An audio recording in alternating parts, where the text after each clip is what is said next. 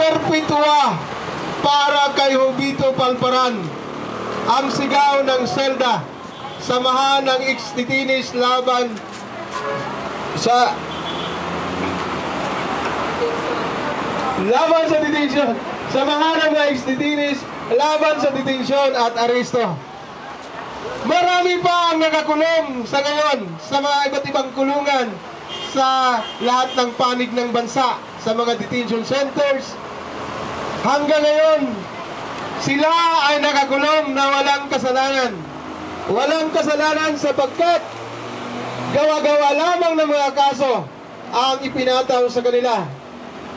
Sila ay kinasuhan ng mga kasong common crimes katulad ng murder, frustrated murder, arson, robbery in band, at iba pang ipinaratang sa kanila ng gobyernong Arroyo noon.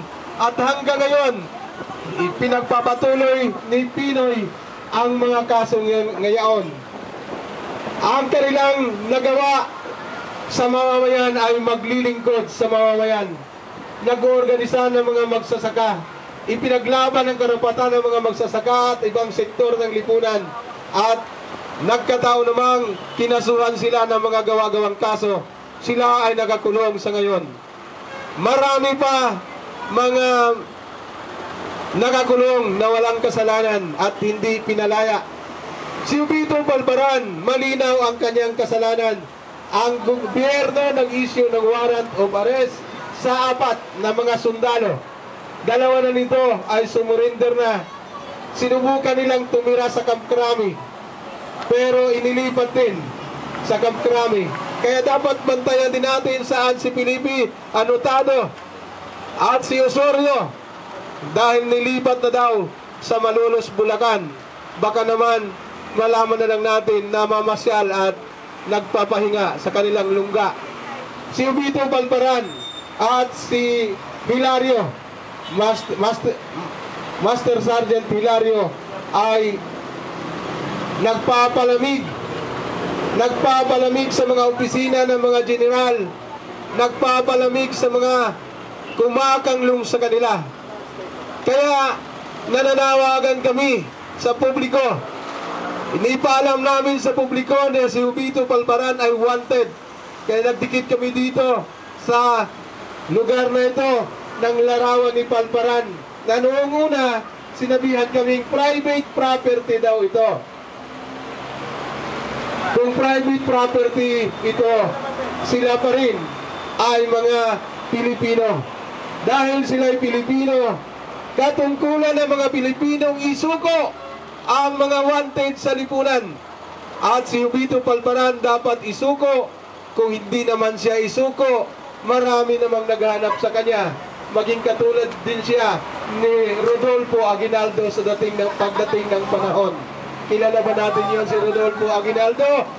Si Rodolfo Aguinaldo ay may kasalanan sa mamamayan. Kasama siya ng mga militar na dumugot kay Dr. Johnny Iskandor, at kanilang hindi lamang nila tinorture kung hindi pinatay, pinarusahan din siya. Si Palparan, marami siyang pinatay. Nang nagsisimula siya sa 69 IB, marami na siyang dinugot at pinapatay dahil siya daw ay sundalo. Dinala siya sa 2nd Brigade bilang commanding officer sa Mindoro. Maraming pinatay sa Mindoro sa kagagawan at pag-utos ni Jovito Palparan. Hanggang kinasuhan siya sa United Nations, at ang United Nations may batayan na kasuhan si Jovito Palparan dahil sa pagpaslang ni Edin Marceliana, ang General Secretary ng Karapatan Southern Tagalog, ang Pangulo, tagapagpangulo ng mga magsasaka na si Edi Gumanoy ng Southern Tagalog. Ngunit malaya pa siya na nakapaghasik ng lagim. Dinala pa siya sa Samar, at sa Samar marami ang pinatay, maraming dinugot. Mga opisina ng mga legal na organisasyon ay pinasusunog sa utos ni Palparan. Nilipat siya sa Central Luzon. sa Central Luzon, marami ang dinukot, marami ang pinatay. Kasama na sa utos ni Palparan ang Hacienda Luisita na kailangang isupres ang pakikibagan ng mga manggagawat magsasaka sa Hacienda Luisita sa panahon niya ni Jupito Palparan. At ang mga sumuporta sa strike ng Hacienda Luisita katulad nila Councilor Abel Ladera, katulad nila Father William Tadena, katulad nila Bishop Alberto Ramento, sila ay pinaslang sa panahon pa rin yan ni Jupito Palparan. At sa panahon ni Jupito Palparan, dinukot ang maraming dinukot actually. Dalawa lang nito ay mga estudyante ng UP. Maraming dinukot katulad na nila Raymond at Rinaldo Manalo. Marami pang dinukot katulad na nila ni Oscar Eleuterio. Ngayon, nakitaan na may batayan na sampahan ng kaso si Jupito Palparan.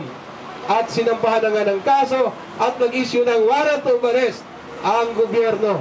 Ngunit nagtatago si Jupito Palparan. Alam naman natin, hindi siya basta-basta ang susuko. Kung susuko man siya, hihingi pa yan ng pabor. Baka gusto pang magpakulong kasama si Gloria Macapagal Arroyo sa Veterans Memorial Center. O baka naman gustong magpakustudi kay Ginoong Pinoy si Jupito Palparan. Ngunit ang SELDA ay nananawagan, walang special treatment kay Jupito Palparan. Dapat ang gobyerno ay mag-issue na ng shoot to kill order sapagkat siya ay wanted. Iyon po ang nararapat sapagkat kung hindi lilitaw si Jupito Palparan, marami pa ang madadamay. Ang mga saksi, ang mga biktima ay pwede bang rispakan ni Palparan. Si Palparan ay hindi karaniwang sundalo.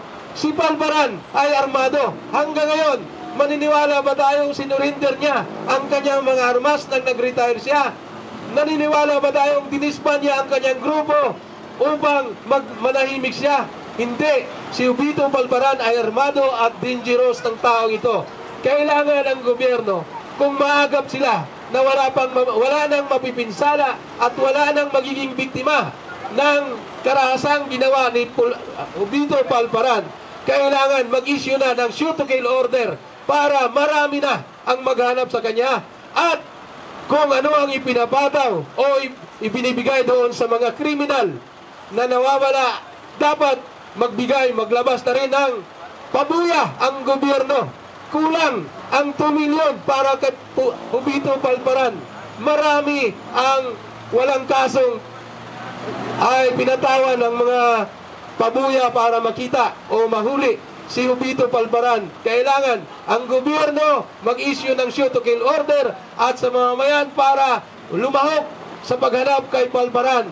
May pabuya para sa kanila sa makapagtuturo kung saan si Jupito Palparan. Ang sigaw ng SELDA, palayain ang mga bilanggong politikal, panagutin, ikulong at parusahan si Jupito Palparan. Magandang umaga po sa inyong lahat.